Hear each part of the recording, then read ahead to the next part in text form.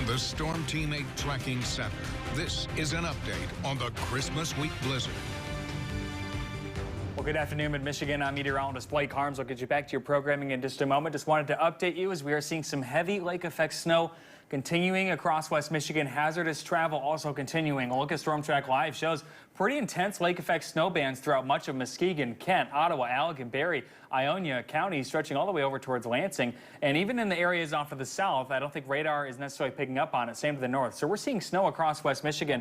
Where it's particularly heavy is right along the I-96 corridor, basically from let's call it Nunica out towards the airport, and that band stretches well into Ionia County, reducing visibility to near zero at times. We're seeing some proof of that. Visibility at a half mile in Muskegon and Grand Rapids, 3/4 of a mile in Holland, South Haven and Ludington, 3/4 of a mile in Fremont, half mile in Battle Creek and Lansing, or an 1/8 of a mile in Benton Harbor.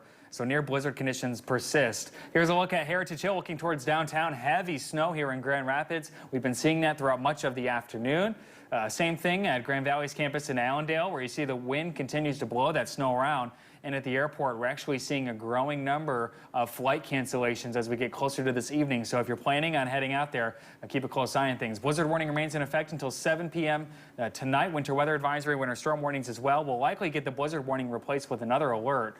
Temperatures in the teens, 16 in Grand Rapids, 18 in Holland and Muskegon, just 10 in Battle Creek, 11 in Kalamazoo.